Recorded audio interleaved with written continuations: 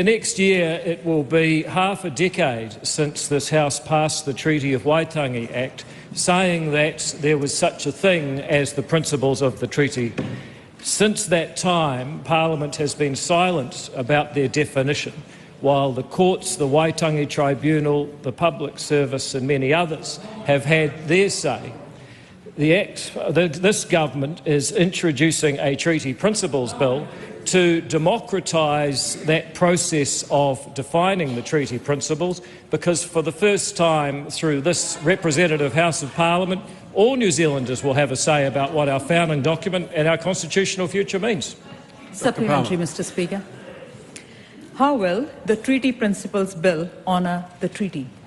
Mr. Speaker, the Treaty of Waitangi, or Te Tiriti of Waitangi, as our founding document, is enormously important to our past, but also to our future and our conception of ourselves as a country. The fact that it has been interpreted through a lens of principles upon which most New Zealanders have had not a chance to have any influence or say, I believe has diminished its mana and made it a source of division when it should be a source of unity. The Treaty Principles Bill and the debate surrounding it is designed to enhance the mana of Te Tiriti and ensure that all New Zealanders believe they are invested in its principles. Good. Supplementary, Mr. Speaker. Supplementary. Will the Treaty Principles Bill abolish or rewrite the treaty like some people have claimed?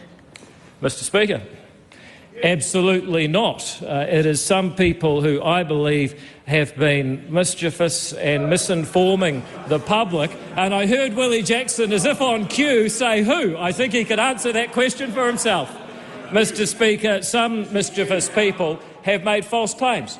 It is impossible to abolish the treaty. What we are doing is democratising the process of defining its principles, which have been going on for the last 50 years almost, but without the majority of New Zealanders having any kind of input or say into it. This will enhance the treaty. It certainly will not rewrite the treaty itself, let alone get rid of it. It will simply democratise the definition of its principles. Yeah, good. The Honourable Willie Jackson. Mr. Speaker, to the Minister, who is right, the Prime Minister who has said the Treaty Principles Bill was divisive and unhelpful, or the ACT Party who think it's all about freedom at the expense of Māori?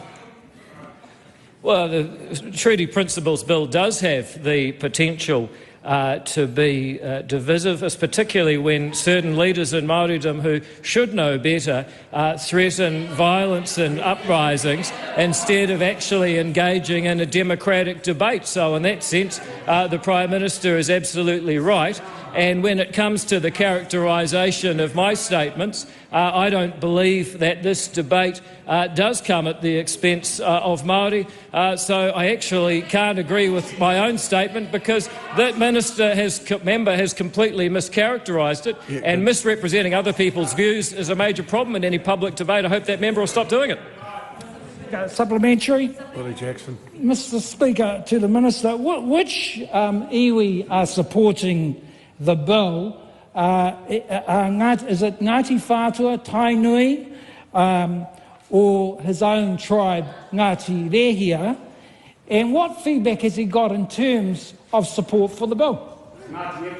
Well, Mr. Speaker, I've heard support for the bill from people up and down this country, and those people are Māori, they're non-Māori, they're old, they're young, they're from north, they're from south, they're from down, they're from town, they're from country. There is widespread support for the idea. In fact, the member may have seen opinion polling by Curia, which found 60% of New Zealanders support the principles in the bill, 18% oppose it, and maybe it's time for the member to get on board. Dr. Palmer. What does he say to people who claim the Treaty Principles Bill is an attack on Māori?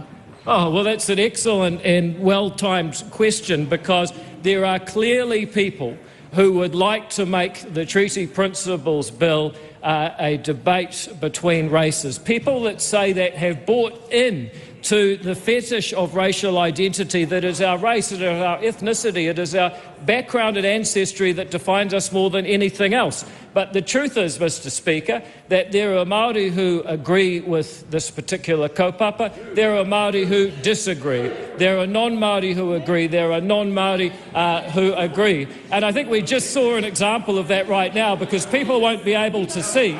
But off-screen, Rawiri Waititi is saying, who are these Māori who agree? Nicole McKee sitting beside him, and she said, me.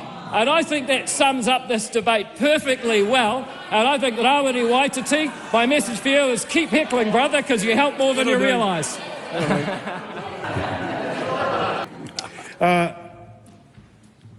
Given the Associate Minister of Justice has become an expert in Te Tiriti o Waitangi, can you tell me how many Māori chiefs signed Te Tiriti o Waitangi? Well, first of all, it's approximately 500, but learning is a journey, and I expect to learn more. Perhaps the member would like to come on this kaupapa with me. Supplementary. Has he spoken to both sides of the treaty in regards to this bill? That's te iwi Māori and also King Charles. Well, as we know, our King is laid up with a few medical challenges at the moment. Thankfully, there are many people, the Māori people of New Zealand, who are in very good health, and I'd be very happy to speak to them every day. There is no statement from this government or any member of it of getting rid of the Treaty of Waitangi. Anybody else that says otherwise is spreading malice aforethought, and we're not going to tolerate it. Secondly, we're going to stand behind the treaty we always have. But what we won't do is have this unmandated, unelected, judicial woke concoction that member seeks to subscribe to, which wasn't supported by the greatest scholar ever come to this House on this matter, Sir Apana Ngata. He's our authority, what's yours? But what we're not going to do is see unmandated, unelected, and therefore unauthorised by the New Zealand people, this woke concoction that the Green Party and this party over there subscribe to. Point of order, Mr. Speaker. I am happy to repeat the question again and slowly for the member's benefit, because he is accusing Where have you done my question. No, sorry, that's not going to happen. Do you have another supplementary? I do. Please carry on with that. Sorry, can I get an answer, point of order? The member seemed to completely misunderstand my question. No, that's not a question. It's not reasonable. He pātai tūhono. He aha ia I maumau wā me moni ai ki te Treaty Principles Bill, mena e meana ia dead duck walking. At no point in time have I ever said that it's a dead duck walking. Mind you, I've seen something that looks similar. But the point of the matter is, the ACT Party had negotiations with the National Party. Their subscribers and supporters are entitled for them to honour their campaign promises, and that's why Mr Seymour can come to this House with an agreed statement on behalf of everybody on this side of the House, and it's in the coalition agreement. But the statement that we're getting rid of the Treaty of Waitangi is categorically false. Point of order, Mr. Speaker. Could I seek clarity on whether the Minister is speaking as the Prime Minister or as himself? The quote was to the Prime Minister. I don't think that matters. His answer was as the Prime Minister.